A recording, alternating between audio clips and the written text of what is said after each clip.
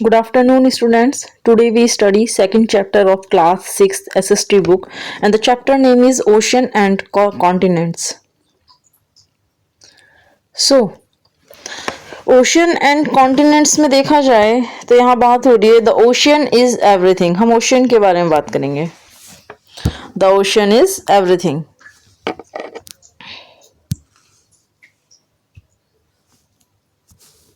Okay, ये कह रहा है ओशन इज एवरीथिंग. ओशन जो कवर करता है 7/10 of the terrestrial globe.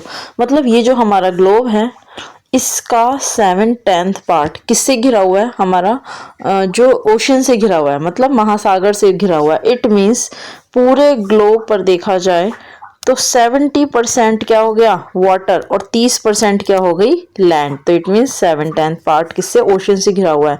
It breath is pure and healthy.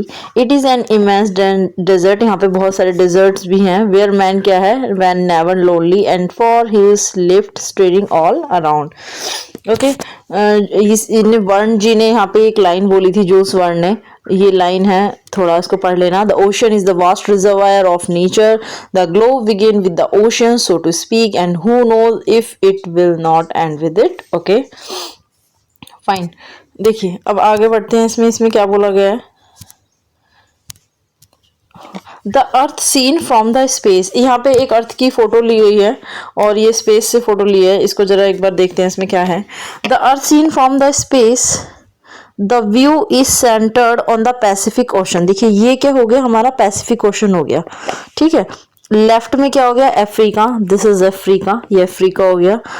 India part of Asia. India जो किसका पार्ट है? एशिया का. वो कहाँ पर हो गया? टॉप में. That is India. ये इंडिया हो गया यहाँ पर. हो गई. ऑस्ट्रेलिया राइट में हो गया, इधर ऑस्ट्रेलिया हो गया. और अंटार्कटिका बॉटम में हो गया. यहाँ पे अंटार्कटिका हो गया, यहाँ आर्कटिक हो गया, इधर इंडिया हो गया, इधर अफ्रीका, इधर ऑस्ट्रेलिया, और ये क्या हो गया? पैसिफिक. ओके, ठीक है, आगे बढ़ते हैं इसमें. अब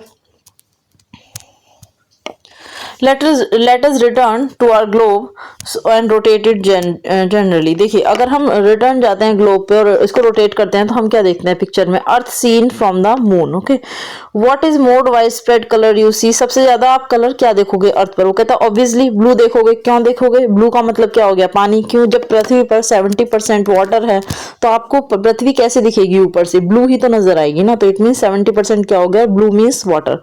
इसका मीन क्या होता है? Most of our surface actually covered with water, जो मैंने आपको अभी बताया. 3/4 सरफेस पर वाटर ही है. 3/4, 4 में से तीसरा भाग पानी से ही घिरा हुआ है. Okay, this means that most of the earth surface actually covered with water.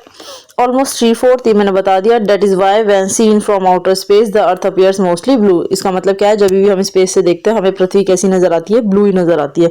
Indeed early astronauts living call the earth the blue planet. इसलिए एस्ट्रोनॉट्स जो पृथ्वी को क्या कहते हैं? Blue planet. ये क्वेश्चन पूछा जाता है, बहुत इंपॉर्टेंट है, कि earth called the blue planet.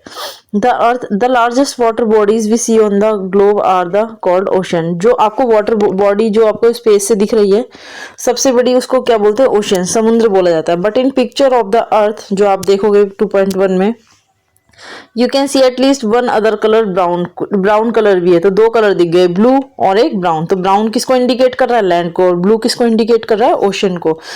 Land cover करती है छोटा भाग 1/4, तो 1/4 क्या हो गया? लैंड. 3/4 क्या हो गया? ओशियन.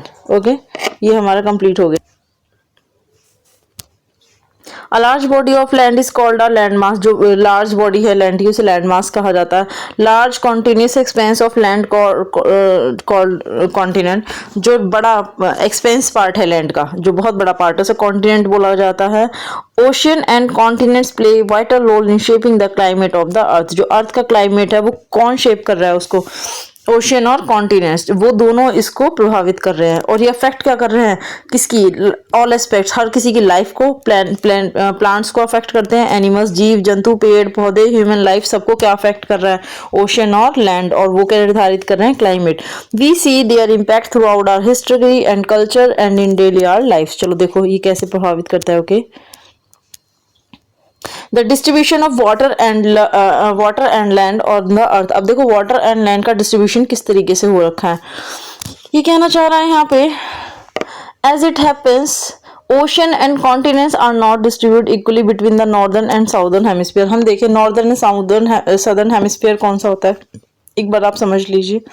सपोज कीजिए ये ग्लोब है, 0 डिग्री लाइन जो दो बराबर भागों में विभाजित कर रही है पूरे ग्लोब को, तो उसको 0 डिग्री इक्वेटर हो गया, इसको बोलते हैं नॉर्थ हेमिस्फीयर, इसको बोलते हैं साउथ हेमिस्फीयर. तो इस लाइन से ऊपर वाला पोर्शन सारा नॉर्थ का हो गया, नीचे वाला पोर्शन सारा साउथ का हो गया. लास्ट चैप्टर में हमने डायरेक्शंस पढ़ी थी ऐसे करके, नॉर्थ, साउथ, ईस्ट और वेस्ट. उसी की बात यहाँ पर हो रही है. ठीक है, आगे बढ़िए. As it happen ocean and continents are not distribute equally. मैंने बताया जो सागर है और जो कॉन्टिनेंट्स है, जो लैंड मास आ गया जो पृथ्वी का भाग आ गया, उसमें क्या होता है कि इक्वली डिस्ट्रीब्यूट नहीं है कहाँ पे, नॉर्थ और साउथ हेमिस्फीयर में. फिर कैसे डिस्ट्रीब्यूट है देख लो इसको एक बार. Let us examine two map. इन दोनों मैप को देखते हैं. First one is second this ये. Here too the blue areas consist of ocean. देखो ब्लू वाला पोर्शन ओशन को और ग्रे वाला पोर्शन, ब्राउन वाला पोर्शन जो था वो लैंड को. ये कह रहा है स्मॉलर एक्सटेंशन है which have various name, sea, bay, gulf. अब देखो ये कहना चाह रहा है ब्लू एरिया किसको कंसिस्ट कर रहा है, ओशन को, और जो छोटे वाला पोर्शन है वो किसको कंसिस्ट कर रहा है, सी, छोटे समुंदर, बे जैसे बे ऑफ बंगाल, गल्फ को रिप्रेजेंट करता है. ठीक है, जैसे गल्फ के कुछ एग्जांपल्स आएंगे यहाँ पे, उसको भी हम देखेंगे आगे कि कौन कौन से एग्जांपल्स हैं जो गल्फ को रिप्रेजेंट करना चाह रहा है. ये कह रहा है the ocean together hold most of the water available. Ocean में क्या होता है, ज्यादातर वाटर होता है किस पे, प्लेनेट पर. ये जो सी वाटर होता है सेल्टी होता है, नमकीन पानी होता है और अनफिट होता है consumption by most land animals. इसको हम डायरेक्ट कंज्यूम नहीं कर सकते किसको, ओशन के पानी को. क्यों? क्योंकि वो नमकीन होता है, खारा होता है, इंक्लूडिंग ह्यूमंस. ना हम कर सकते ना जानवर कर सकते. ऑन द अदर हैंड जबकि दूसरी तरफ देखा जो fresh water make up very small proportion of the planet water resources. It is found in glacier river makes the atmosphere and also underground. The last is called underground water. देखो ये क्या कहना चाह रहा है, ये कह रहा है ये जो हमारा पानी अवेलेबल है कहाँ पर, ओशन में. कितने परसेंट बताया था, 70%. तो 70% पानी को हम डायरेक्ट कंज्यूम नहीं कर पा रहे हैं. क्यों नहीं कर पा रहे हैं? क्योंकि ये जो पानी है ये सॉल्टी वाटर है. ठीक है, और ह्यूमंस इसको डायरेक्ट कंज्यूम नहीं कर सकते और most of the land animals है वो भी डायरेक्ट कंज्यूम नहीं कर सकते. अब तो सोचोगे कि वो कौन सा वाटर है जिसे हम कंज्यूम करते हैं, उसे बोलते हैं फ्रेश वाटर. फ्रेश वाटर जैसे 70% है तो अराउंड 2.9% फ्रेश वाटर हमारे लिए अवेलेबल है जिसे हम पीते हैं, जिसे हम कंज्यूम कर सकते हैं या फिर कोई एनिमल वो कंज्यूम कर सकता है. ठीक है, अब वो जो मैंने बताया 2% समथिंग जो वाटर है ये किस फॉर्म में अवेलेबल है, ये तो ग्लेशियर के फॉर्म में मिलेगा आपको, है ना, ये नदियों के फॉर्म में, रिवर्स या लेक्स, झीलों के फॉर्म में मिलेगा. ठीक है, और अंडरग्राउंड जो जमीन में पानी होता है जिसे हम ग्राउंड वाटर बोलते हैं उस फॉर्म में अवेलेबल है. ठीक है, तो क्वेश्चन पूछा जाता है कि जो हम वाटर कंज्यूम करते हैं उसे क्या कहते हैं, उसे फ्रेश वाटर कहते हैं. किस फॉर्म में अवेलेबल है, glacier, river, lake, underground. Okay, I hope आप सबको ये समझ में आ गया होगा. अब आगे बढ़ते हैं. इसमें आगे बात की जा रही है ओशंस की. ओशन में देखो क्या कहना चाह रहा है. On the world map in figure 2.3 page number 32 we can observe 5 ocean. अब देखो 5 ओशन है. इस वाले ओशन की बात कर रहा है. ये नीचे आ जाइए, ये मैं आपको यहाँ पे समझाती चलूंगी कौन कौन सा ओशन है. बहुत इंपॉर्टेंट है. ऊपर हेडिंग डालना 5 ओशंस, नीचे लिख लेना these are the oceans. Like number 1 is Pacific Ocean. Number 1 is Pacific Ocean. Pacific Ocean क्या है, पैसिफिक ओशन ढूंढो इस वाले मैप में. This is the Pacific Ocean. Okay, ये हो गया पैसिफिक. दूसरा अटलांटिक ओशन, ये हो गया अटलांटिक ओशन. तीसरा इंडियन ओशन, इंडिया के बिल्कुल नीचे ये हो गया बेटा इंडिया, और इंडिया के नीचे हो गया Indian ocean. Arctic ocean, Arctic ocean ये अपर साइड हो गया. ठीक है, एंड द सदर्न साइड क्या हो गया, Antarctic Ocean. This is the Antarctic Ocean. Okay, ये क्या है, although we have listed 5 ocean. 5 ocean complete हो गए, पैसिफिक, आर्कटिक, अटलांटिक, इंडियन और अंटार्कटिक. ये 5 ओशन हो गए. It is clear the map they are not really separate. The lines that divide them on the map are no more conventions. ये जो line जिन्होंने divide करा है ये कन्वेंशन नहीं है कोई. जो नेचुरल वर्ल्ड है doesn't follow such boundaries. Natural world in boundaries को फॉलो नहीं करता. वो ये नहीं कह रहा कि ये ओशन यहाँ है, ये ओशन यहाँ है. वो कह रहा ग्लोब पर 70% पानी है तो पानी है, और 30% लैंड मास वाला और कॉन्टिनेंट्स एरिया है तो है. ठीक है, नेचर ने हमें कोई ऐसी बाउंड्रीज नहीं दी, हमने अपनी सहूलियत के हिसाब से ये नाम रखे, इन बाउंड्रीज को खींचा. अब कह रहा है sea water for example consistently flow across different ocean sustaining rich biodiversity of marine life.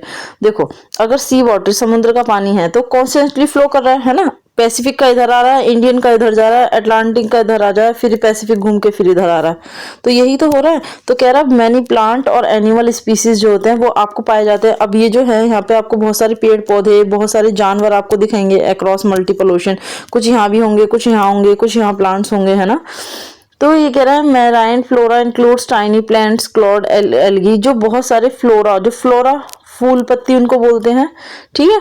तो उसमें कुछ टाइनी प्लांट्स होते हैं, छोटे पेड़ पौधे होते हैं, उसमें एल्गी भी होते हैं, ठीक है। ऑल काइंड्स ऑफ सीवीड्स, कुछ सीवीड्स होते हैं, मैराइन फौना होते हैं, 1000 स्पीसीज होते हैं, कुछ कलर फिश है, कुछ डॉल्फिन है, वेल मछली है, काउंटलेस मिस्टीरियस डीप क्रिएचर्स हैं। तो जैसे लैंड पर एक जनजीवन होता है, पेड़ पौधे जानवर, ऐसी ओशन में भी एक जनजीवन होता है, वहां भी पेड़ पौधे जानवर सब चीज आपको मिलेगी। तो ओशन की एक अलग लाइफ होती है और जो लैंड एरिया कॉन्टिनेंट एरिया होता है उसकी एक अलग लाइफ होती है। तो ईच पार्ट जो होता है ओशन का from sunlit surface to dark depth it has down diversity. तो यहाँ भी अपनी डाइवर्सिटी होती है ओशन की, और लैंड की अपनी अलग डाइवर्सिटी होती है। ओके, फ्लोरा देखो, फ्लोरा फोना बहुत इंपॉर्टेंट है, इनकी डेफिनेशन पूछी जाती है। मैराइन किसको कहा जाता है, मैराइन समझ लो पहले, इसकी डेफिनेशन इंपॉर्टेंट है। रिलेट और फाउंड इन द ओशन सी, जो समुद्र में और जो सी में पाया जाता है, ठीक है, वो जो उसको तो बोल दिया मैराइन। अब तो फ्लोरा, फ्लोरा प्लांट लाइफ, पेड़ पौधे पर्टिकुलर रीजन और पीरियड ऑफ टाइम में जो पाए जाते हैं, ठीक है। फ्लोरा फूल पत्ती प्लांट से इंडिकेट कर सकते हो, फूल पत्ती प्लांट्स, और वो कौन से जो उस रीजन में पाए जा रहे हैं। अब फोना, फोना मतलब एनिमल लाइफ, जो जीव जंतु होते हैं जो उस रीजन में उस पीरियड ऑफ टाइम में पाए जाते हैं। बहुत इंपॉर्टेंट है, क्वेश्चन पूछा जाता है। डेफिनेशन 2 नंबर में आ जाती है फ्लोरा और फोना की। ओके, लेट्स एक्सप्लोर में आते हैं। पैसिफिक ओशन, ये कुछ एक्टिविटीज है आप देख सकते हो यहाँ पे। अब देखो एक चीज और बताई गई यहाँ पे, it is visible on the map that the Pacific ocean is the largest of all. सबसे बड़ा क्या हो गया, अब आपने जो हेडिंग बनाई थी पैसिफिक ओशन, उसके आगे लिख लेना ये लार्जेस्ट है सब में। सेकंड नंबर पे क्या है, सबसे ज्यादा क्या है, पैसिफिक ओशन, फिर अटलांटिक ओशन, फिर इंडियन ओशन, ठीक है। While the southern ocean the fourth, southern ocean मतलब अंटार्कटिक वाला, और फिर आर्कटिक, ठीक है। तो पैसिफिक, अटलांटिक, इंडियन, आर्कटिक, और आर्कटिक नहीं, अंटार्कटिका और आर्कटिक, ठीक है। एक बार और बता देती हूँ आपको मैं, पैसिफिक ओशन सबसे बड़ा हो गया, उससे छोटा हो गया है हमारा अटलांटिक, उससे थर्ड नंबर पे आ गया इंडियन ओशन, फिर आ गया हमारा अटलांटिक वाला पोर्शन, और फिर हमारा आर्कटिक वाला पोर्शन। ये बड़े से छोटे के क्रम में लगाने के लिए आ सकते हैं, तो आपको पता होना चाहिए। यहाँ पे मैं आपको कुछ बेस बता रही थी, कुछ सी बता रही थी, एक एग्जांपल देख लो। बे ऑफ बंगाल, ये इंडिया हो गया, इंडिया के इधर की तरफ बे ऑफ बंगाल हो गया, इसी अंडमान निकोबार आइलैंड से लक्षद्वीप आइलैंड के साइड हो क्या हो गया, अरेबियन सी। ओके, तो इंडिया के 2 मेजर आइलैंड्स हो गए, 2 मेजर आइलैंड के आपने देख लिए, लक्षद्वीप आइलैंड और अंडमान, और कोई इंपॉर्टेंट सी पूछे तो अरेबियन सी, बे पूछे तो bay of Bengal. Okay, ocean and disasters देखते हैं यहाँ पे, इसके बारे में क्या कहना चाह रहा है। Ocean and disasters, ocean and disaster में देखें तो रिटर्निंग टू द पिक्चर, अगर पिक्चर पर हम रिटर्न जाते हैं ऑफ द अर्थ, इस अर्थ की, as the start of the chapter, तो आप नोटिस करोगे कि जो शेप दी गई है ग्लोब पे, गैस करो वो क्या है। ये जो लार्ज मास हो गया क्लाउड्स का, ये जो क्लाउड्स होते हैं ब्रिंग करते हैं रेन को कॉन्टिनेंट में, और मानसून के टाइम पर रेन हो जाती है। एक्सेप्ट क्या कहा जाता है कि every summer originate in the ocean, her summer कहाँ से ओरिजिन हो रही है, ओशन से ओरिजिनेट हो रही है। विदाउट सच रेन्स, बिना इस, अगर रेन ही ना हो तो क्या होगा, हमारी जो एग्रीकल्चर है वो सफ़र करेगी कि नहीं करेगी, और हमारी जो ज़िंदगी है वो सफ़र करेगी। क्यों, क्योंकि एग्रीकल्चर का मैक्सिमम पार्ट जो किस पे डिपेंड करता है, वो रेन पे डिपेंड करता है ना। खेत में कहते हैं ना कि बारिश अच्छी होगी तो हमारी फसल अच्छी होगी, तो एग्रीकल्चर का मैक्सिमम पार्ट किस पे डिपेंड कर रहा है, वो रेन पे, और हमारी लाइफ भी उस पर सफ़र कर रही है। क्यों, ग्राउंड वाटर रिचार्ज नहीं होगा भाई, बारिश नहीं होगी तो, है ना। और बहुत सारे स्टेट्स ऐसे हैं जो रेन वाटर को वो कंजर्व करके रखते हैं, ठीक है, अपनी आगे की लाइफ के लिए। तो कह रहा है जैसे कि राजस्थान में करते हैं, तमिलनाडु में टंकास करके जो होता है ना, ऐसे करके। बट ओशियन जो कह रहा है also give rise to storms, देखो वायलेंट इवेंट्स होते हैं, एक्सट्रीम रेनफॉल होती है, बहुत ज़्यादा तेज हवाएं चलते हैं, उन्हें साइक्लोन्स कहा जाता है। ये कह रहा है कोज क्या होता है, वाइड स्प्रेड डैमेज हो जाता है। अब ज़रूरत से ज़्यादा रेन हो गई, ज़रूरत से ज़्यादा क्या हो गई, हवाई चल गई, आंधी आ गई, साइक्लोन्स बन गए, तो वो डिस्ट्रक्ट भी तो कर देंगे उस एरिया को, वहाँ डैमेज करेंगे कोस्टल रीजन को, वहाँ जान माल की हानि हो जाती है ना। सुनामी आई थी 2011 में इंडिया में, ये कह रहा है सुनामी अनदर नेचुरल डिजास्टर हो गया जो कि ओरिजिनेट होता है ओशन में। ये ह्यूज पावरफुल वेव जनरेट करता है caused by a strong earthquake. अब देखो सुनामी कब आई थी, 2011 में, कितने हजारों लोगों की जान लेकर गई। सुनामी होती कैसे है, ओशन है, ये ओशन हो गया, ओशन में लो प्रेशर जब बनता है उसके बाद यहाँ से बहुत बड़ी बड़ी विंड्स चलेंगी और बहुत बड़ी वेव के रूप में, जैसे वेव पूल में जाते हैं ना, देखो वेव्स चलती हैं, तो ऐसी बहुत बड़ी एक लहर उठ के आती है और जो आसपास का एरिया है उसे डिस्ट्रक्ट करके चली जाती है सुनामी। और उसका कारण क्या है, सुनामी आती क्यों है, देखो सुनामी इसलिए आ रही है, या तो अर्थक्वेक आ गया हो उसकी रीजन से आएगी, या वोल्केनिक इरप्शन हो गया, वोल्केनो फट गया हो, कहाँ पे, ओशन के बॉटम में। तो सुनामी जो है वो ट्रेवल करती है, 1000 ऑफ किलोमीटर जा सकती है, और क्या करती है, कोस्टल एरिया को सबमर्ज कर देती है और वाइड स्प्रेड डैमेज करती है, उससे भी जान माल की हमारी हानि होती है। ओके, देखिए नेक्स्ट क्या है, नेक्स्ट के बारे में बताया जा रहा है इसमें। नेक्स्ट है हमारा कॉन्टिनेंट्स के बारे में बताया गया है, ठीक है, कॉन्टिनेंट्स के बारे में बताया गया है। फिर हमारा कुछ आइलैंड्स के बारे में बताया गया। कॉन्टिनेंट्स पढ़ लेते हैं हम अभी, कॉन्टिनेंट्स के बारे में कैसे बताया गया। कॉन्टिनेंट्स कहना चाहता है that continents are visible on the map. Continent map पे देखा जाए तो how many you can count, कितने कॉन्टिनेंट है। पहले हमने ओशियंस देखे थे, तो हमने कितने 5 ओशियन के बारे में बताया था, बड़े से छोटे तक हमने उसको क्रम में भी लगा लिया था, उनकी रैंकिंग भी कर ली थी। अब आंसर देखो जो यहाँ पे क्या है, अब कॉन्टिनेंट्स के बारे में पढ़ेंगे। तो पहला क्या है, नॉर्थ अमेरिका और साउथ अमेरिका जनरली कंसीडर्ड भी 2 कॉन्टिनेंट, लेकिन उन्हें क्या देखा जाता है, एक सिंगल लैंड मास है जो कि कंसिडर करा जाता है 1, ठीक है। तो नॉर्थ अमेरिका और साउथ अमेरिका की बात की जा रही है। अब देखो नॉर्थ अमेरिका साउथ अमेरिका कहाँ पे इसने बताया गया है, मैं आपको मैप पे ले चलती हूँ। देखो बात हो रही है इसकी, नॉर्थ अमेरिका और ये रहा नॉर्थ अमेरिका और साउथ अमेरिका, एक ये कॉन्टिनेंट हो गया, एक अफ्रीका, ये यूरेशिया, ये ऑस्ट्रेलिया, ये ठीक है, यूरेशिया में ही इंडिया इंक्लूड है, एक अंटार्कटिका ये वाला। तो इन सब की बातें अभी नीचे की जाएंगी, इन सबको देखते हैं नीचे क्या कहना चाह रहा है ये। तो नॉर्थ अमेरिका साउथ अमेरिका हमने देख लिया। अब इसके बाद Europe and Asia generally consider, Europe and Asia generally consider 2 continent. Europe Asia को हम दो मानते हैं कि 2 कॉन्टिनेंट है। ऑल द मैप पे दिखाया गया है कि ये एक ही लैंड मास है, ठीक है। तो बड़ा पार्ट क्या हो गया लैंड मास का, कॉन्टिनेंट क्या मान रहे हैं 2, ओके। हिस्टोरिकल कल्चरल रिलीजन्स है, यूरोप इवॉल्व हुआ था बहुत डिफरेंट एशिया से, ठीक है। This is why they can seen 2 continents. तो मैंने आपको बता दिया था कि कहाँ कहाँ पे, एक बार फिर से देख लेते हैं हम ऊपर। और ये कह रहा है जियोलॉजिस्ट जो हैं often regard them as single continent Eurasia.